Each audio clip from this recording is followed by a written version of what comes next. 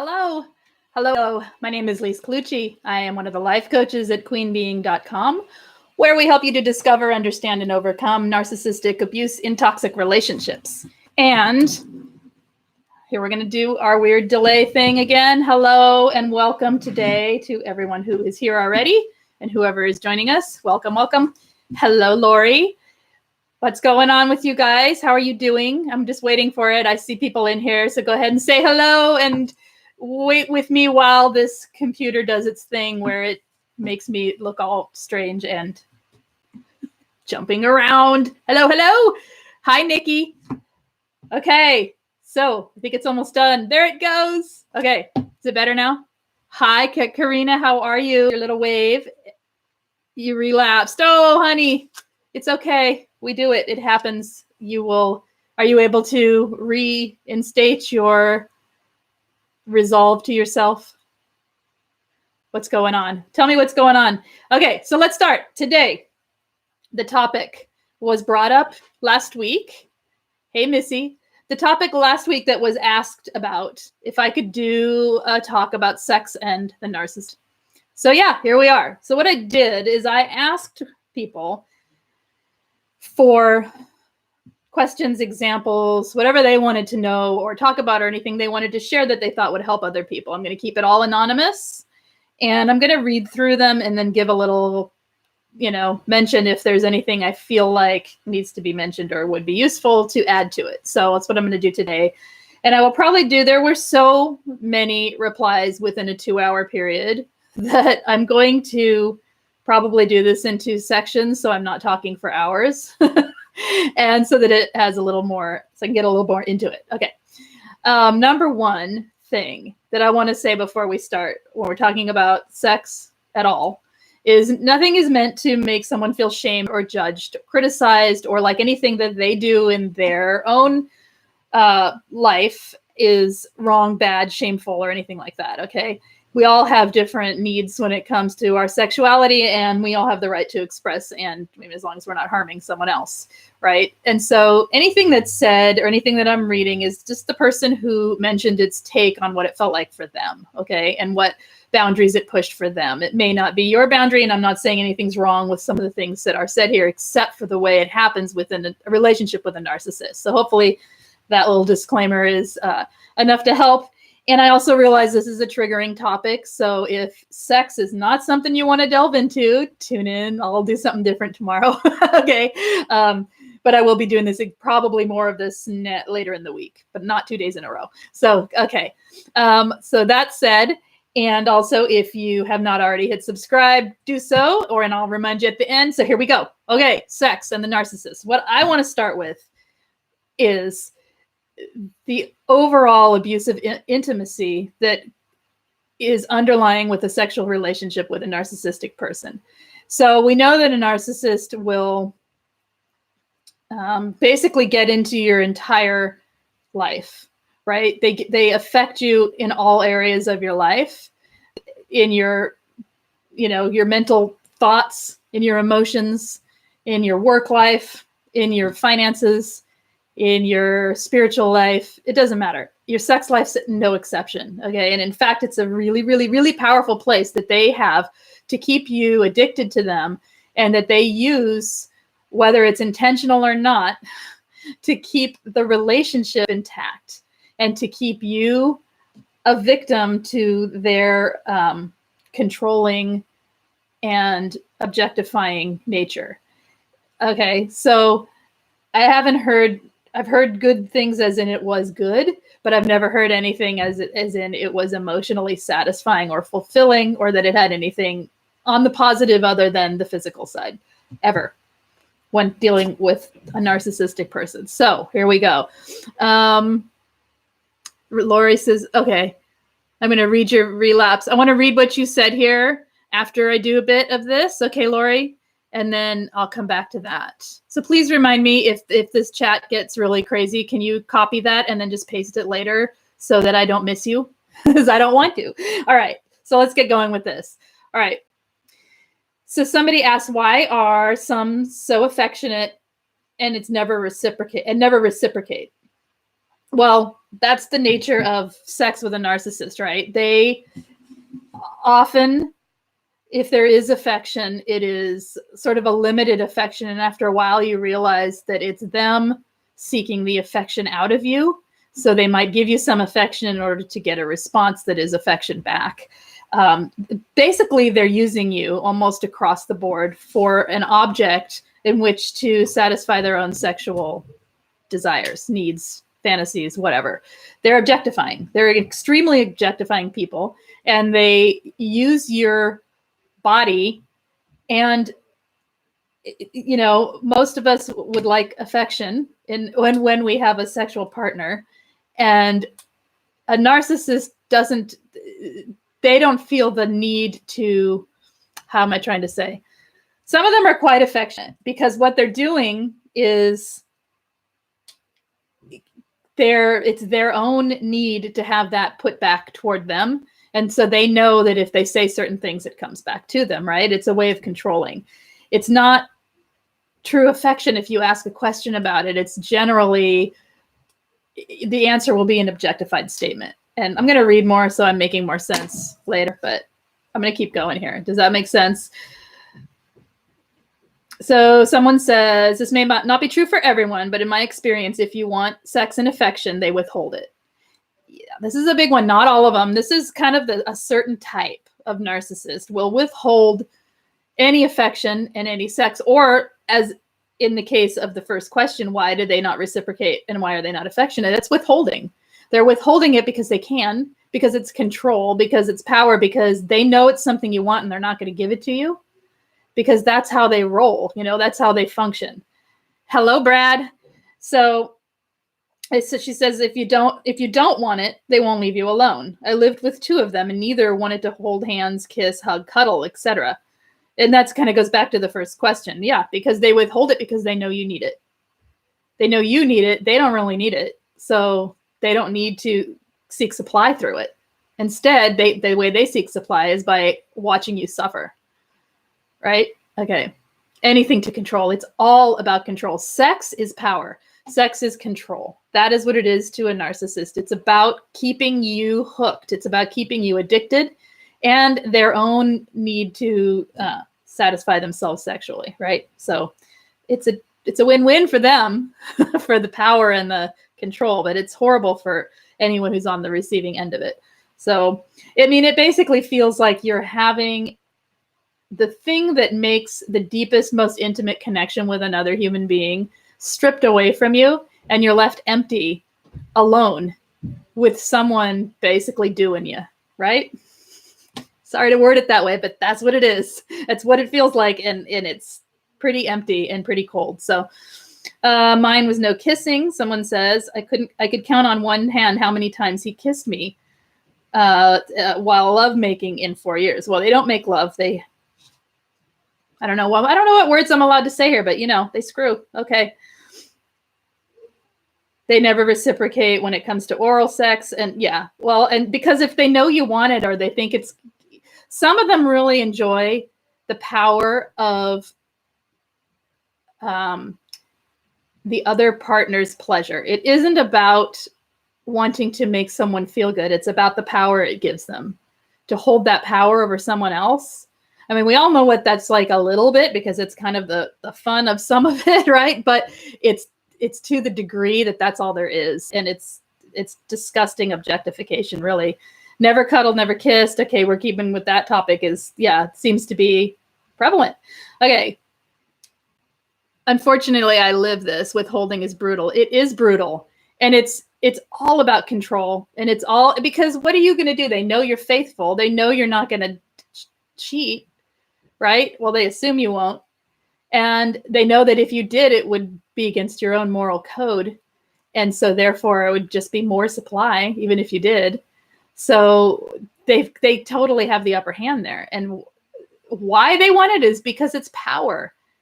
A lot of them are lazy or they have sexual hangups. Sex is intimacy for most human beings, right? It's not just a biological slamming together of two bodies, right? There is an emotional element that happens, especially long-term partnerships.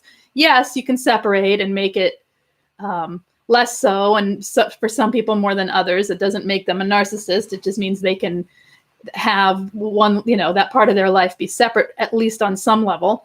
But the to a narcissist, because they can't even experience their own feelings of intimacy. So if it's intimate, if it's a spouse or someone in a long-term relationship with you, then they can't go there. They don't have the ability to have that intimacy. So the withholding is, can you see how it makes sense? It's just a game. Yeah.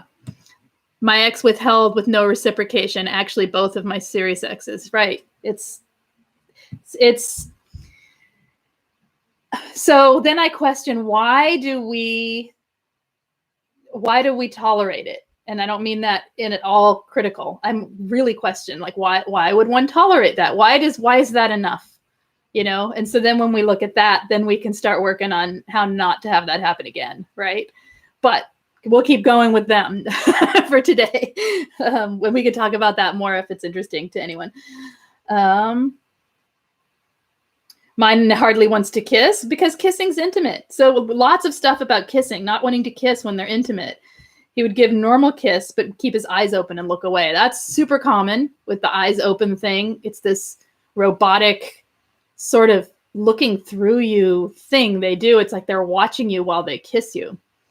Kind of bizarre and kind of not at all. And I don't mean that in a hot and kind of steamy way. I mean it in a sort of analyzing and judging what's going on kind of way. It's like they're reading. It's like they're reading you to see if they're getting you wrapped up in it. And then once they do, they have power. So again, it's about power. Okay. And so kissing, for most people it's not only intimate, it's sweet, it's connected. Your faces are right there up against each other. It's intimate on a level that doesn't have to be sexual even, right? And so to do that would be like to actually say, I like you, right? And the narcissist doesn't. They like themselves. They are only about themselves. So while some of them may love kissing, you will find that you're being kissed at rather than having it be a reciprocal thing. It just depends on the person. But okay, wants sex, but expects me to initiate all the time. Just lays there like I'm only there to service him. Oh yeah, because you are. Sorry, but that's how they think. A lot of them, you're an object to satisfy their needs. It isn't about you. It's never about you. It's the same as anything else with a narcissist. It's no different, right? We allow it because when the love bomb comes back around, it overpowers us, and then the cycle begins again. Exactly. Right. With the withholding, allowing the withholding. Yeah, because it's just more devaluing, right? It's a silent treatment on a level of intimacy, right? When they withhold. So yes, that's exactly why. I think for most people, my girlfriend of 5 years withholds sex from me all the time. Yeah, it's power, because then they can wield it. Especially, I think, well, not especially. Okay, I think men do it differently than women, and I could be wrong here. But what I have heard from people who have been with female narcissists is that they will use the sex as a very overt weapon to get what they want. They wield the power of it very openly. Whereas what I have heard mostly and experienced from men is it's a little more covert, where they pretend almost to be engaged in it, and they don't overtly use it as power. It's very subtle, and it's obvious once you know what you're looking at. But I've heard a lot of, they use it as currency. Exactly. They use it as currency. Yep. Okay. The family fashion saying the wife said while crying that she withholds to keep me at arm's length out of self-preservation. Oh, the poor dear. Because she doesn't want to be emotionally close. Confusing. Yeah. See, a narcissist is an avoidant attached person. They are not a person that attaches They're on the high end of the spectrum of avoidant attached. So if you know anything about attachment styles, that's like the hardest one to get along with if they're not a narcissist. And if they are, I mean, there's nothing you can do to help a person want to be emotionally close, because the narcissistic person is so busy protecting themselves at all times. They're busy protecting their ego and the illusion of what they set up. They're busy protecting the delusional life that they create around them and they create about themselves. And so, yeah, so there isn't a way to be emotionally close to them. And she knows it, which is interesting, right? It makes it a little more confusing, but also super clear, to me anyway. Mine would tell me, here's another one. Mine would tell me, I'm too available. He wants to chase me. Okay, I'd wait and wait. Nothing. So then he tells me I should initiate things when things are good. And he's not good at initiating. We've been married and together. We've been together for 4 years. Yeah, that's a game, right? You can hear the game there. I can hear the game. Can you hear the game? It's the push and pull. It's the love bomb devalue, just packaged in the form of sexual play. Sexual, not even play. What do you want to call it? Sexual power play. Power play. That's what I'm trying to say. All right. My ex began glorifying swinging and wanting me to have three-ways. He once told me it wouldn't bother him if I had sex with someone else. This really burned me. And even when I told him I wasn't interested in making his fantasy a reality, he didn't seem to care that his words affected me. He seemed to objectify sex and myself, and to the point I felt disconnected. Okay, there it is. So much objectification. No matter what the situation is that leads to it, this is a clear example. I think we can all imagine that situation, whether we've experienced it or not. We can imagine that happening because they all have something some boundary they're pushing sexually. They're pushing some boundary almost always, whether it's even through withholding, that's pushing a boundary. It is holding a line that you're not allowed to cross, but that line shouldn't be there in an intimate relationship unless it was decided at the beginning or decided and spoke upon and agreed upon. You know what I'm saying? They get you there by pushing the boundary farther and farther and farther, and then drawing their own line and boundary as to what they want. And so, and then when they get there, like glorifying swinging and whatever, I'm not saying it's bad or wrong. Some people love it and enjoy it and have perfectly healthy lives that way.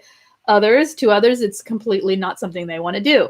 And if it's not something you want to do and your partner is pushing you to do it, not just to take it out of the realm of fantasy, which everyone's entitled to their fantasy, but to take it out of that realm into the real world, and then to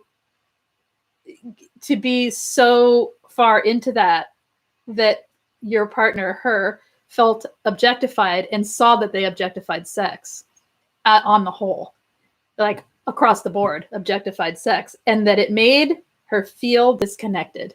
And that is where, to me, the damage starts. Because when you start disconnecting during sex, what do? You dissociate, right? You just lay there. You lay there disassociated in your own head, waiting for it to be done and thinking, I'm supposed to be enjoying this. I should be enjoying this. This is my partner, blah, blah, blah. You're wanting the intimate connection. And they don't have the ability to give it. And not only that, but they objectify and abuse through that objectification, through pushing your boundaries and through not respecting you as a human being and your wants and wishes and your own personal sexual needs, right? Then you're left with the disconnect and the empty. And so you're as empty as they are in that moment. Your disconnected, disembodied, dissociated state is as disconnected as the person doing the sex at you, is what I call it, or to you, whatever. And that is, to someone with empathy, to someone who desires intimacy and connection, that is a certain kind of death inside. All right. That, especially if you're a sensual person who enjoys intimacy, it's extraordinarily painful. And that disconnect with your husband or your wife is That's where you got to see that this isn't working, that this is not a sexual relationship that's healthy. And then you look at the rest of the relationship and it's just bleeding over into everything else. It's just another piece. It's the same disconnect that happens when you try and connect with them on any level intimately, right? And it's really painful, and it's nothing that can be fixed nor talked about nor explained to the narcissist, because it's just like everything else. It's just like the projection will start, the gaslighting will start, and then you'll be called, and then it will be, you'll have that part of yourself to rebuild at the end of it, to rebuild your ability to connect during sex, to connect with someone intimately, even if it's just hand-holding, you know, to really feel safe in that space, because you have taught yourself that you have to disconnect and dissociate. You've taught yourself through the abuse, right? Because that's our self-preservation. Is that making sense? And that to me is the absolute worst part of it, because it gets beyond what they're doing to you in the moment and the objectification that can be, you know, you can get angry at and whatever. And it gets into where you view your own self and your belief system and your coping mechanisms. And that kind of infuriates me too. All right. Mine only liked intimacy from his side pieces. He wanted sex nonstop and always cheated no matter how much he got at home. Actually, he admitted that he cheated all the time because he liked getting caught. Oh yeah. This is another point, liking getting caught. And somebody else brought up something that I will talk about and then I'll answer. He had multiple partners all the time. If I didn't give it up when he wanted it, he just took it anyway. Never cared if I got off. Always forced me to do everything I didn't like sexually, and so much more. There you go. Same thing with the boundaries, the pushing, the insisting. And we fear when we're in these, you read that, take it away from this community. Someone reads that and they say, well, why would you stay? Why would you what's in it for you? But you see, once you're this far in with someone that is a narcissist, you are so trauma bonded that this is the glue, right? For most relationships, so for many, many intimate relationships, this is the glue. The sex is the glue that holds things together, right? It's the part that you only do with them. Well, in this case, she's the one, you know, trying to hold it together, and he's off doing whatever the heck he wants. But the trauma bonds don't let her, they're a grip, because if she says no and he'll go away, well, yay, he went away, but no, you know, because we all know what that's like. This isn't just dealing with someone who this is all they do, right? This is just a piece of the whole messed up relationship with a narcissistic person. So, yeah, it's terrible, because what that can do, and I don't know how she feels about it because I didn't ask and I'm reading, but what it can make someone feel is they're partly responsible because they knew what was going on and they stayed. But you have to look at the bigger picture of the trauma bonds, the nature of if there's any financial abuse going on, if there's isolation going on, how low your self-esteem gets when someone does that to you, and how hard it is to pick yourself up when you're feeling that low self-esteem and get the heck out, right? And to say no to something like that. And also, something that is that extremely overt like that, and publicly said to you like that, can almost be numbing. And so you believe it and you know it, and it's like a numb fog can come over you when you're trauma bonded, and you don't see it for how terrible it is. Somebody else hearing it, you know, jaw drop, hit the floor, that kind of thing. You dissociate from it. Again, excuse me. Okay, let's keep going. Oh, good. Did that explanation help? Okay, good. All right. Little or no intimacy. Sex is not intimacy. Here we go again with the intimacy. Well, we're going to see a theme here, and what the theme is intimacy. And this is why, to me, it's the breakdown. It's the breakdown of intimacy. It's the abuse of intimacy. And it's bad. So thought tweaking my nipples was foreplay, no other touches. Yeah. So harsh, abrasive touch as foreplay, and then just doing what they want after that. Did not understand there's a difference between lovemaking and plain old sex. No, because there isn't to them. Yeah, hurt my nipples often. Hello, they like that. They like to. So here's another point. A lot of them are really sadistic, and they get off on your pain. And how better to get off than sexually on someone else's pain? Sick as it is, it's true. And not to say that, if that's your thing, if that's your kink, and you're not a toxic person, and two consenting adults and whatever, that's your thing. Do it, whatever.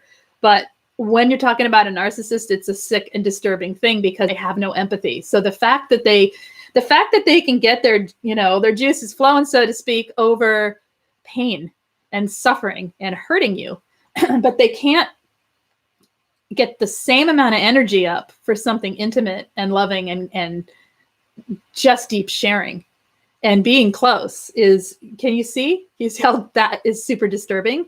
Yeah. My ex used to grab me by the crotch. I hated it. Oh yeah. Uh-huh. They're very objectifying and controlling, and they have a sense of ownership, especially around sex. Just to say, I'm going to go out and sleep with as many people as I want and I need it all the time and blah, blah, blah, is showing that that person believes they own that other person. They're saying what they're going to do, like it or not. And I own you and you'll tolerate it. That's what it is. Hi, Erock, Freedom, and Diane. My ex has a new supply, but still wants to see me once a week for sex only. Well, yeah, that's the biggest Hoover thing that they do, I think. It's if he can keep you, she can keep you there keep you around for sex, then they always have a little place in your heart. You know what I'm saying? And they know sex. Okay. So sex gives you an oxytocin release. All right. It gives you endorphins, it gives you dopamine, and it gives you an oxytocin release. When you have that, oxytocin is the love drug, right? It's the love hormone. It's what makes you feel in love with someone else. It's what makes you feel bonded and connected. You get it from any form of touch. It's what makes you love your puppy when you pet your puppy. You know what I mean? It's the oxytocin. It's why it's healthy to have touch. It's a healthy, flowing, loving feeling. So when you have that with someone, when someone is having sex with you and they are a narcissist and they're keeping you in their life just for that purpose, you're having this reaction. What that does is it attaches to the trauma bonds, right? It reinforces the trauma bonds because that loving feeling goes to the cognitive dissonant part of the trauma bonding, and the feelings are there, even if your brain and the rest of you knows what's going on. And so if you can extract yourself from that situation, it would be much better for you, right? It's better to have none than to have that. Trust me. It's whether you like it or not, and it's the truth. Because what that does is it traps you there. It traps you in the trauma bonding. It does. No matter how much you know, how smart you are, how clever you are, and how much you think you can handle it. It's a trap. Hi, Stacy, and hi, Jenny. Okay. All right. So, oh my gosh, every time, yes. So we're talking about the nipples again. Okay. Yeah, they do. They like to cause pain, and that's their form of foreplay because to them, it is. It's hot. It's exciting. Okay. That is foreplay to them. It's not actually. They don't care about the other person. So there you go. Please address how they make you question the very reason for intimacy at all. Well, let me read more. Whatever I hope to get out of our intimacy was criticized as stupid, overly romanticized, or me being selfish.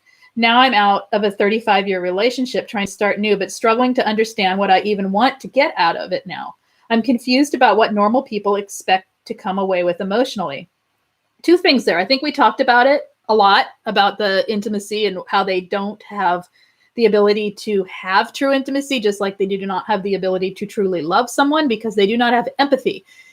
Intimacy is a form of connection that, while you don't need to love someone to have it, it certainly is right up there, on the same level, right? It's really a close experience with someone else. It's sharing parts of yourself and sharing the, what did you say, romanticized and selfish because you wanted something.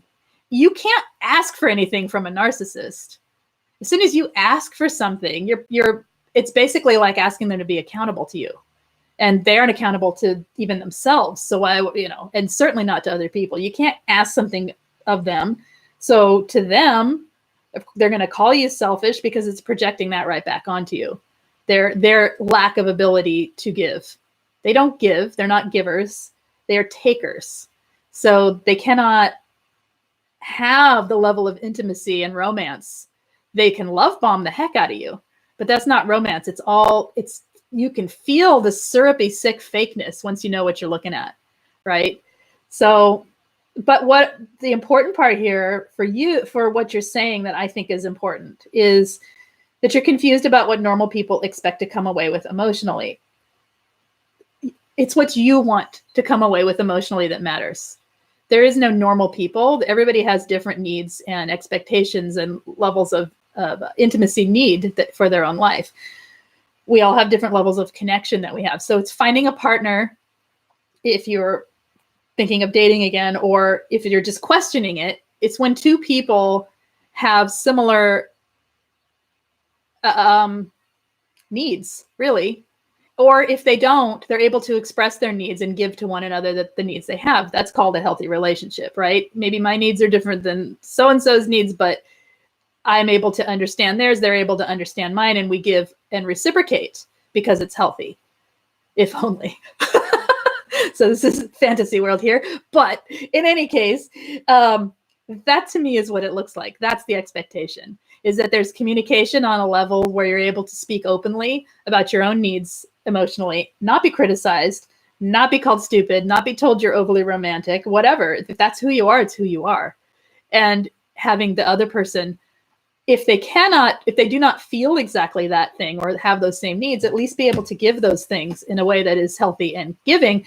And then you're able to address their needs, whatever that is. Does that make sense? To me, that is the give and take of a healthy relationship versus the take and take of being with a narcissist. So what is a narcissist taking from you when he is always caretaking you, like being in a hospital and taking care of you when you're sick? Oh, it's the hero complex.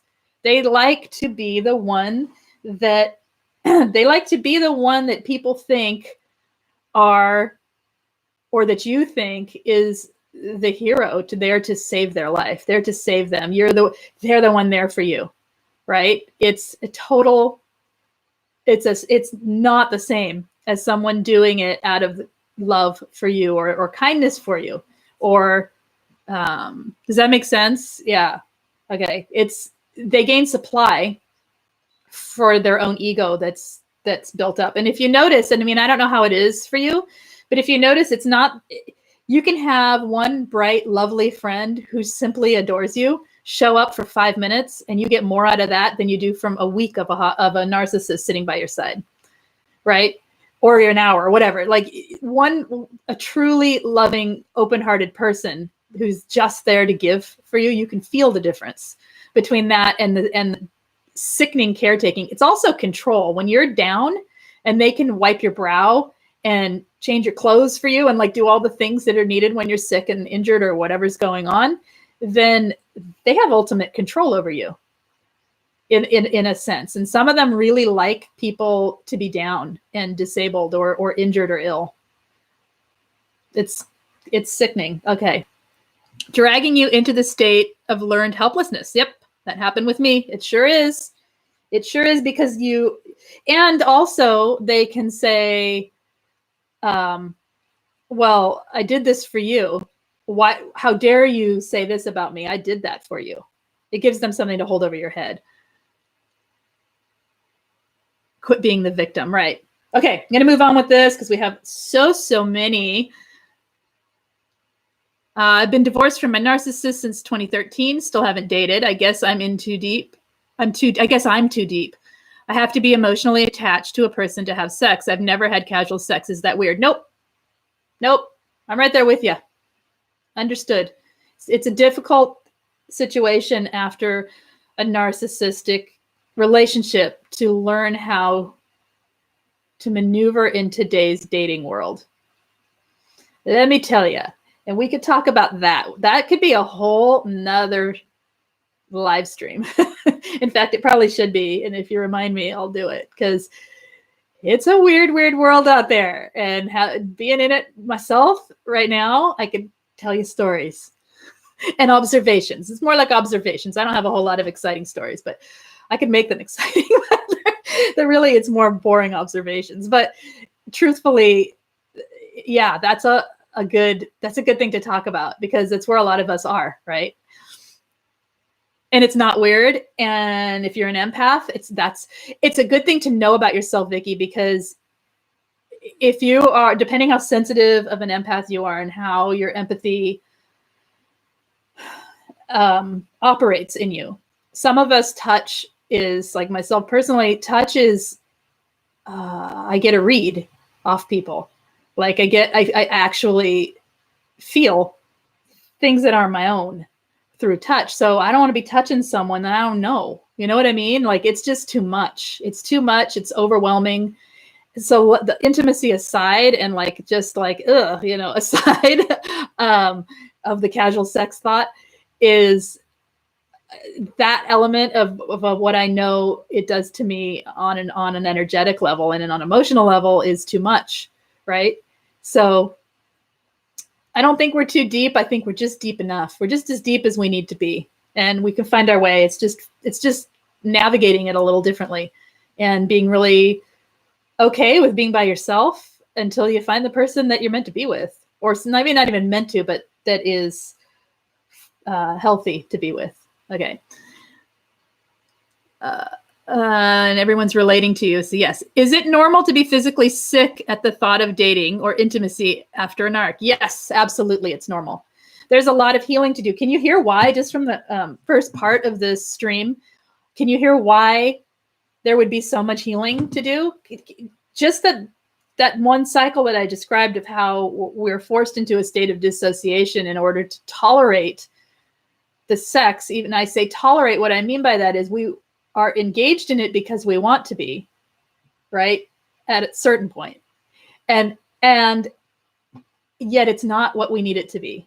And it's not only not what we need it to be, it's abusive, because we had someone, instead of connecting with us physically and connecting with us emotionally and spiritually and whatever else comes from that intimacy that we are taught in our society is shared between two people who love one another, or at least on some level, within a long-term relationship. I'm not talking about, casual sex, whatever. If that's your thing, it's fine. But from what people have been describing here, these have been long-term relationships, and actually committed long-term relationships, how that destroys the part of you, or it damages, it doesn't destroy it. It gets in there and alters your belief about the whole process, the whole experience. And so I would say work toward finding intimacy and connection outside of sex, so that it becomes less, and I don't even mean, it doesn't even have to be with someone you'd be interested in. I mean, with nature, with whatever. Almost finding your sensuality and your own experience of yourself, experiencing just the wind blowing on you, things that are nice to feel, can also be super triggering when you start doing it. But I think that's a way into not feeling so disgusted and sick at the thought of dating and intimacy. And also learning, I have tons of videos on trust and emotionally safe people and red flags. It's learning. There's so much learning after this, but it's good stuff, because when you start doing it, the quality of your relationships go from like where we were to sky high. Okay. So, and that's what you want. Oh, hello, Milky Way. Let's see. I wonder how many of us have become alcoholic. A lot of people self-medicate. And that's why when I say go do something for yourself, I say make it healthy and not, legal and healthy. And because it's sadly, a lot of people turn to self-medicating, drugs, alcohol, because this stuff is hard. And yeah, I've been drinking more since that. And so, I guess for yourself, if you notice it, then it's noticing it, stepping back, realizing you're self-medicating, and finding other forms of self-care for that time period, right? this guy got all up in my space when I was walking my dog. I was like, Ma, I can't do Space Invaders anymore. It makes me sick from my boundaries being so exploited and shattered. Exactly. In touch, closeness, it all ties into this stuff. Okay. I hugged myself during a meditation and felt some good feeling chemicals I've never felt from a narc's touch. Yes, because you were able to feel your own love flowing back towards yourself. There's another meditation where you put your hand on your, it's the same experience, similar experience. Rather, I don't know if it's the same. Okay, I'm going to keep reading from this. Oh, this is another really good one. Okay. There was a great deal of gaslighting and projection wrapped up amid the sex and general affection. I could not possibly provide enough sexual contact, even daily. His satisfaction from the attention was short-lived afterward. Lack of object constancy. Totally, yes.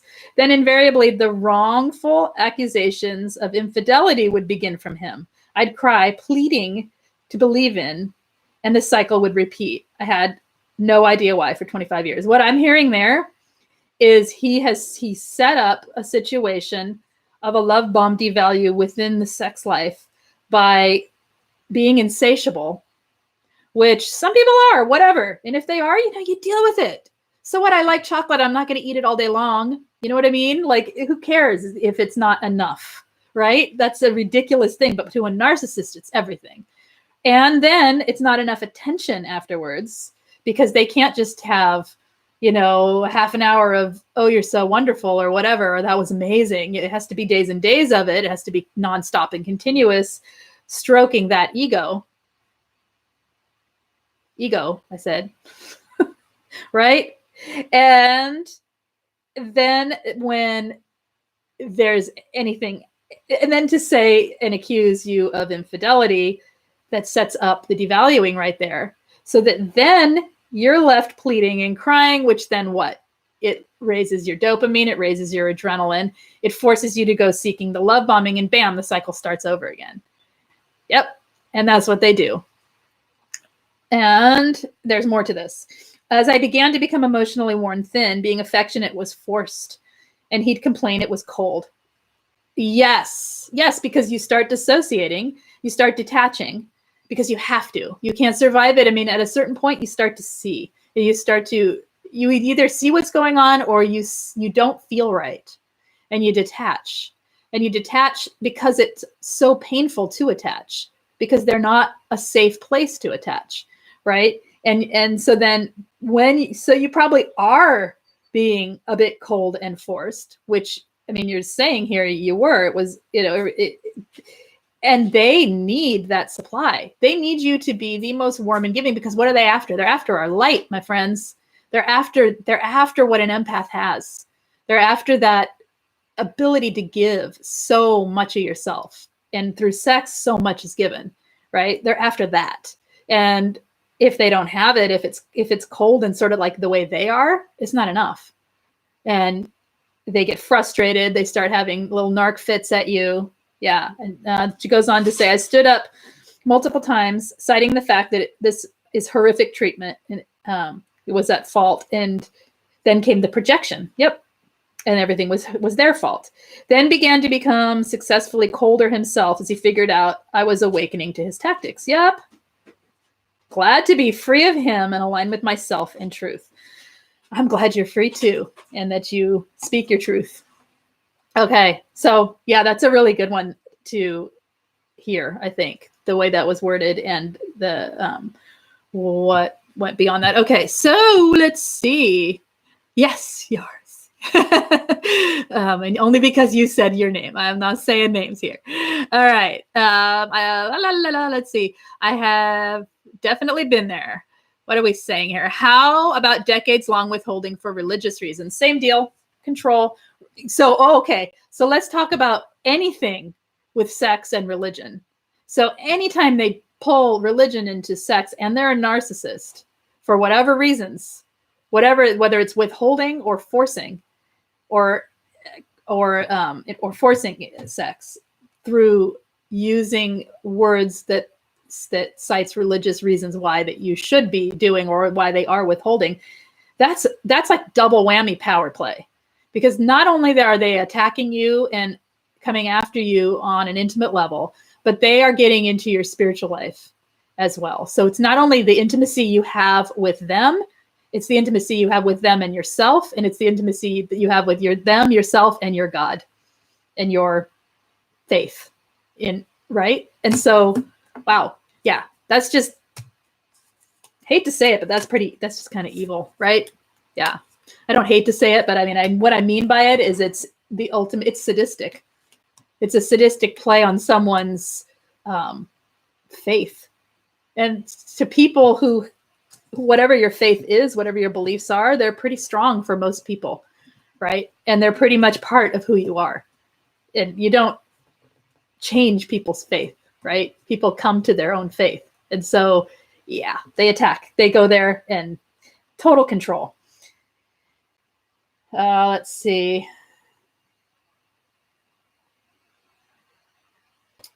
After the initial love bombing, I would have to do all the initiating. When I did, I'd mostly get rejected to the point where I would fear trying. Yep. Oh, yeah. Uh-huh. And then get told you're not sexy enough because you're not trying. Oh, yeah. When I'm laughing here, it's just recognition. I just try to keep it light a little bit because this kind of stuff is infuriating, but and painful. All right. So his excuse was he didn't need sex. Oh, right. Okay.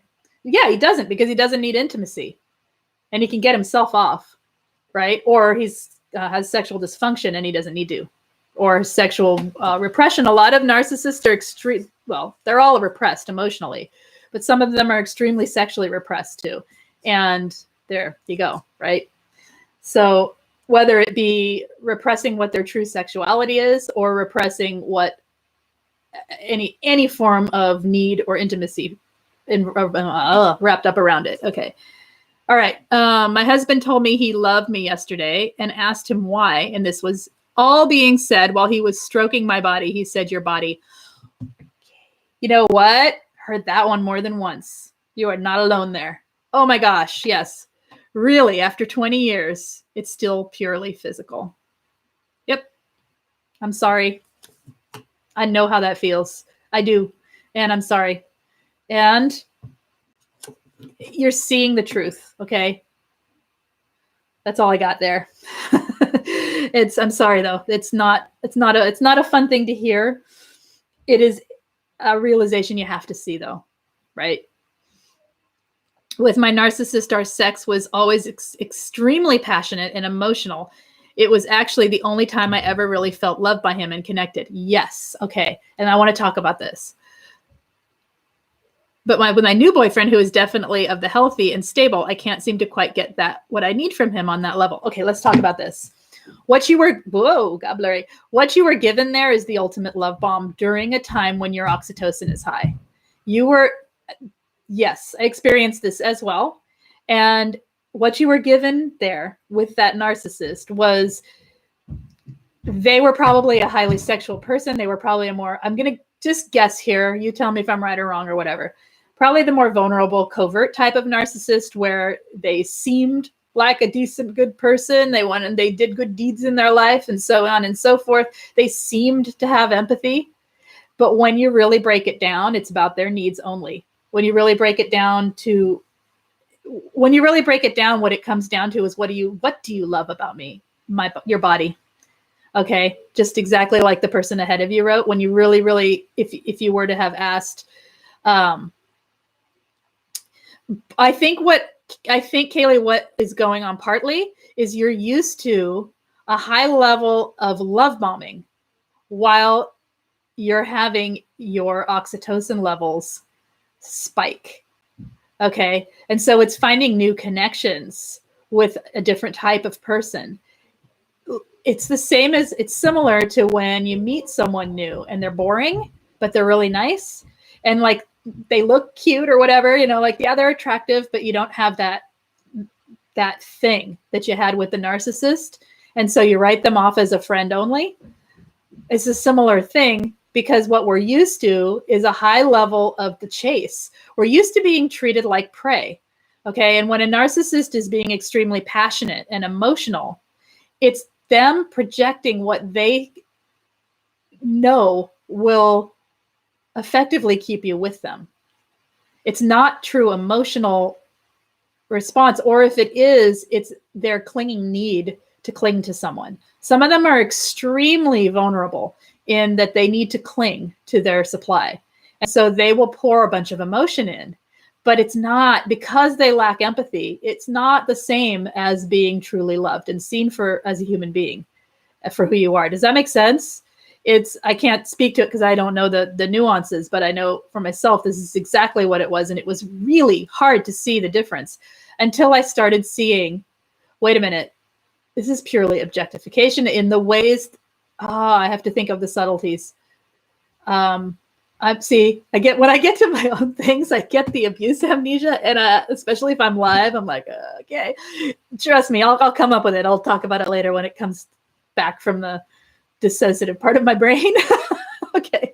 But yeah, so you're saying maybe it will come with time, the more I'm used to kisses from the narcissist. Do you think my narc's lovemaking was a type of constant repetitive love bombing? I do. That's what I was saying, right? I do. I think it is.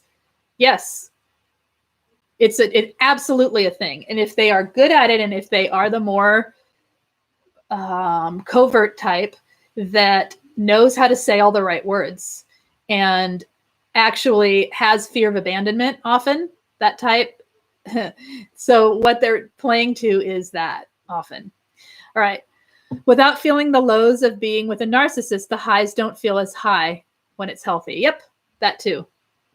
It's so twisted. It's so twisted. We have to relearn who we are and how to relate both to ourselves and to our own sexuality and to our own sensuality and to our own intimacy with ourselves, within ourselves, with the world around us, and with other people. We have to relearn what is healthy isn't going to feel the same as it did with the narcissist. And there are some benefits. There are some perks, right? It's just that all the bad, like when you have a situation like that, that's a really hard thing to step away from. And when you do, it's the whole package that you're leaving, right? Okay. Yeah, summed him up pretty good. Okay, good. And that's my experience with it as well. I remember him actually being the first person only I ever felt like I truly love me. Yes. Yes. Yes. I'm with you. Maybe he's the same person. Doubt it, but you know what I mean? Could be. Yeah. Yes. Okay. Yeah. Okay. You just hit a button there with me. It's exactly what it's like. But you know what? And he had major fear of abandonment. Yep. Because they cling to mommy's skirts, right? They cling, those type. I just did a video on the vulnerable abandonment fear narcissistic type and what that's like when you both have abandonment issues. So maybe that would be an interesting one to watch that would give you more insight into that. Just translate it from, the day-to-day things to a sexual life with them, and maybe it would help. I don't know if I'm healing. Some days, says Iraq, some days the depression is debilitating. I'm just taking it minutes at a time. I feel like my identity and sense of safety within myself now has been stolen from me. Right. Yes. You're not alone there. It's the process of rediscovering who you are, creating who you want to be. You know what I mean? Through seeing what your needs are and giving them to yourself. Right? Lots and lots of self-care. It's not just a manicure. That's what I say. In fact, that's just pampering. It's the hard stuff. It's the doing it anyway when you don't feel like it. And giving yourself what you need that no one's been able to give you, or no narcissist has, right? And then once you do that, you actually learn what your needs are. And you learn what helps and what doesn't help. And that's okay. It's a process. So stick with it. My experience with objectification is purely being used for someone else's physical needs. If it's standing naked in front of him while he pleases himself, so he won't really have to touch me. Yep, there's that too. And see, when they mix that with words of love, It's not an expression of love. It's just words of love. They mix that. It creates the most ultimate cognitive dissonance within a situation where you're physically being bound to someone, right? That oxytocin is powerful. Okay. He feared abandonment, but walked out on me. No problem. Oh yeah, of course. But then I'll bet he hoovered or kept one little foot, one chink in the door, as I say, one little chink in the door so that he could peer in and make sure there was still a hook. Doesn't need to be hooked to you. He needs you hooked to him or she. You said he. Okay. It's a roller coaster, just like the relationship. It sure is. Okay. Let me keep going with how. Oh, we're at an hour. So what I'm going to do is a couple more, and then I think I'll do the rest on a different day, and we'll just talk about this more because I don't feel like this topic gets enough discussion, and it can bring a lot of shame on people, and it can be a very tricky thing to talk about. A lot of people can't talk about it based on the parameters of their particular channel, but I can. So, so we can talk about it here. And yeah, and I think it's good to just have the resources out there so people don't feel so alone when they're going through this. And especially this can be, what was for some of you, was it the hardest part to break? Was it the hardest part to let go of? Because I know personally that it's a difficult bond and connection to let go of when you have it in your life. And when it isn't terrible or it's good on some level, not the withholding to people, those I can't even, but oh, here we go. I'm going to read this. The best part of the relationship, always passionate and attentive, always complimenting me and making sure I'm happy. Also the worst weapon of revenge, used to hurt me by cheating. Whether it's cheating, whether it's devaluing you in the morning, that was one, like having an amazing night and then being devalued the second you wake up. To somebody who feels connection from sex and sleeping with one another, waking up in the morning should be a moment of reconnection, right? It's that one glimpse into each other's soul, really, before the day starts, before the world comes at you and you're busy and blah, blah, blah. It's the most intimate second of the day, right? It can be. But with a narcissist, the buildup of passionate, romantic, whatever that this person's talking about for that type of narcissist who does that, basically the ones that love bomb within the sexual experience. I mean, that was the only love bombing I had. So frankly, that was the love bombing. All right.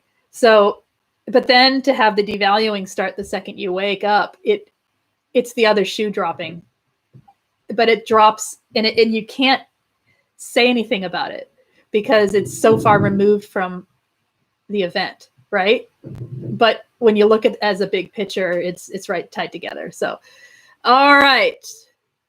Yes, the hardest part to let go of and often used in the Hoovers. Yes, exactly. Definitely the most difficult to let go of. Definitely can't talk about this when someone hasn't been through it. That is for sure. No, because it just sounds like as I'm reading these, if you took them isolated, you can hear how people wouldn't get it. Yeah. He forgot my name, claimed he had amnesia. What? Oh my goodness. In the morning, forgot your name? Is that what you mean? Hello. Oh, I'm sorry to be late. That's okay. One of my happy places. Excellent. Mine says, I just get it over with.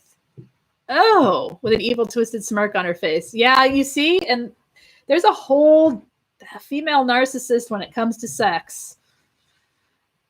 The stories I have heard is a whole,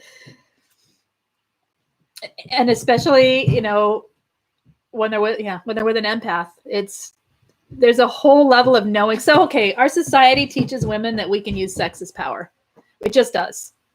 We can use sex as power. We can get what we want through sex. We can make our partners, we can say, sure, I need you to, I don't know, mow the lawn, but only if I'll give you sex if you mow the lawn. You know what I mean? Like they use it as currency.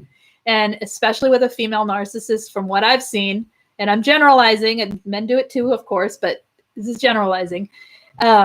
that to somebody who is sensitive and empathic, that is the most confusing thing, because you're not after anything. You would mow the lawn anyway. You would do the thing. You're a pleaser. You don't understand it because it's not in how you think. It's completely the opposite of the way you function and the way you operate. And so all of it is, it's really got no purpose except for to please their sadistic need to be mean, really, to be cruel. All right. After this magical night, best sex of my life. So I thought, oh, and then they forgot your name. Of course. Of course. Yeah. And that was on purpose. That was a devaluing tactic, right? And that's a way. So what happens is, this is my experience. The more intimate, the more connected, the more like, wow, I actually felt like we were just like right there together kind of experience, the quicker the devalue came. And what I started to see was that is an avoidant tactic to not have to engage in true emotion. So the heat of the moment, sure, all the I love yous can be flying out of someone's mouth and all the you're so amazing and whatever. But the second it's real, the second you step back from it, when the afterglow, when the energy is just falling on the room a day later, or when the connection between you is sustained, you know what I mean? It's like that's sustaining connection, that when two people have a healthy relationship, they can just look at each other and they feel the same connection that they felt during an intimate moment, or at least some level of it. They can't stand that. That creates, well, first of all, it creates something that says you're real. You, this human being in front of me, is someone of their own person with their own values and their own thoughts, and I am connected to you. That's not ownership, right? They need the ownership. They need to feel removed, to feel powerful, and to feel safe, because they're protecting their ego. They're protecting the false self, the mask, blah, blah, blah. Their whole life is spent protecting and avoiding and not having accountability. It's a form of no accountability. You know what I'm saying? To devalue you when connection is real.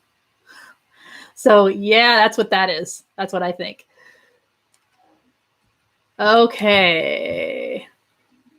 I sense the topic is intimacy. Yes, it is. Been here over 2 years. Sometimes during the night, he'll touch me briefly and then claim it was nothing. He remembers. Hurt so. Oh, yeah. Yep. It's like teasing, right? Yep. Yep, that's right. Gave him the best sex and then said goodbye to him and told him to get out. Okay. Wow, it destroyed me. One of the many unspeakable things I kept going back to. Yes, so evil. I ended up apologizing to him because he got all vulnerable and never took accountability. Hindsight, right? It's okay. You know what? These are the things you can only learn through talking about it with other people who've been there. Because on your own, that just feels crazy making. On your own, it feels like I'm too sensitive. I'm this, I'm that. We are willing to take accountability and we're willing to take responsibility for our lives, right? And on your own, it's really difficult to, especially intimacy, because people don't get it. And especially, yeah. You know what I'm saying? Okay. For me, sex was the only time I felt intimate connection. Right. Those are the only moments I miss. However, after the sex, he would quickly leave and it was left feeling used. I don't miss that. Yep, that's exactly what I was just talking about, Robin. Exactly it. Because they can't, it's not true intimacy. It's them getting off on you being intimate. It's them feeding off your ability to have intimacy and mirroring back so that to them, it may seem real in the moment, but it isn't. You know what I'm saying? I'm not saying that they actually know they're doing this. I don't think a lot of them do. I think it's just the way they operate. And some of them absolutely know they're doing it, but I don't think a lot of them do. I think they think that there's connection and they think that that's it. And then once they step away, well, why? I've already given you the connection. Why do I got to keep giving it? Whereas people who truly connect understand that that is wanted and that's part of it. And you don't just, but the thing is, they don't just step away. They actually break away. They devalue, they leave, they do other things that are absolutely disconnected. So they not only don't connect, they disconnect, right? Yeah. Okay. Sexual act was an intentional to say goodbye. Good. I wonder if there's someone else, and I refuse to snoop, believing the truth will eventually reveal itself. Dusting today, I found a card tucked in a drawer next to a couch from a woman at work with a chocolate bar. I'm sorry, honey. Yeah. He'd return every time, showered or whatever, and wanted a report card, like he wanted a grade. So weird. Yeah, they like to know they're good. They want to know they're the best you ever had. I mean, it's almost to a point where if you do that long enough, it's disgusting. And whatever was good is gone, right? Mine was too stupid to know what he was doing. He definitely had no clue. Right. I don't think a lot of them do, even if they're smart. I think it's how they operate, right? Okay. So we've been going a long time today. Anything? Oh, somebody had something in the beginning that I said come back to, and I'm going to scroll back, that is unrelated to this topic, but I didn't want to leave her unheard if she's still here. I don't know if you're still here because I can't see who's here. I'm going to go way back to the beginning. It is Lori. Are you here, Lori? Let me find what you said. You said 5 years sobriety and then drank after being with my narcissist for 3 years. Now I quit again. I had 2 months sober. Wait, is this it?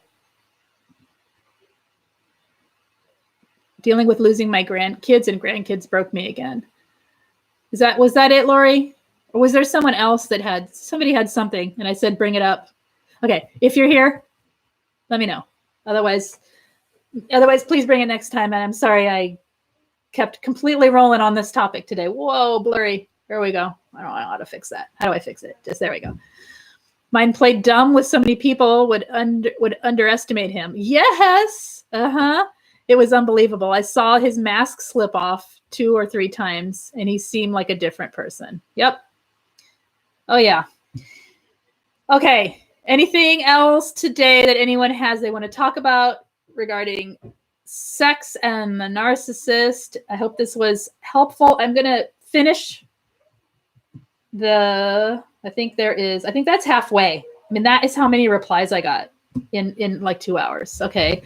So I think that's halfway. So I'll finish it later this week, not tomorrow. I'll give it a break so that we can talk about other stuff in between. That Thursday or Friday, I will come back with this topic again. So if you have anything else, bring it then, or anything that comes up, leave it in the comments of the main section, not in the chat because I won't see it. But if you leave it in the comments of the main section, I'll bring it to the talk next time as well, or answer you right there, talk to you right there. Okay, I'm sorry, I'm reading. You're welcome. All right. So if you have not already done so, please subscribe if you enjoy this type of show and want more of it. I come on minimally twice a week. I'm aiming for 5 days eventually. I'm getting up to 4 now. So, and if you subscribe, you can hit the notification button and it will give you notifications before I come on. Or if you would like a text notification, text me at 33222. Text Lise Live, LISELIVE, all one word. And I will send a notification about 10 minutes prior to coming live. And that's the only notifications you'll get from it. So that is it. And that is it. If you enjoyed this and you want more of it, hit the like button so I know the type of topics that you guys are interested in hearing about. And I appreciate you being here. And I really wish you all the best for your day and your healing. And I will talk to you all very soon. Oh, wait, how about rebuilding a sex life with somebody new and being healthy and normal? How do you start? Good question. Can we bring it? Will you be here on Thursday around the same time, probably a little earlier? We could talk about that. I'll write it down in my book so I don't forget it. Let me know if you're going to be here. If not, I'll just answer right now. Let's see, Kaylee. Okay. Let's start with, I'll give you the brief. The brief version is you start paying attention to your own needs, desires, wants, wishes, your own sensuality, your own experience of yourself. I'm not saying you need to be, all sexy with yourself all the time, but you can do that if you want. But what I mean is noticing joys in life, noticing what's beautiful, coming back to what's real for you when it comes to an intimacy with your own experience of intimacy of yourself. And then being really selective and careful with who you are around so that you can build that, right? So that communication, talking, a lot of sharing, and experimenting within the relationship at the comfort level, making sure boundaries aren't crossed. If they are, talking about what happened and why, how that's a boundary and blah, blah, blah. Making sure you're not crossing their boundaries, being respectful to them. So there's all kinds of things. And I'm going to write that down, and maybe we'll start with that. How to make girlfriend online. I don't know what that means. But anyway, leave comments here. Leave it in the main section, though, if you want me to see it for sure. And that is it. You guys take care, and I will see you. What's today? Tomorrow. I'll see you tomorrow. Bye-bye.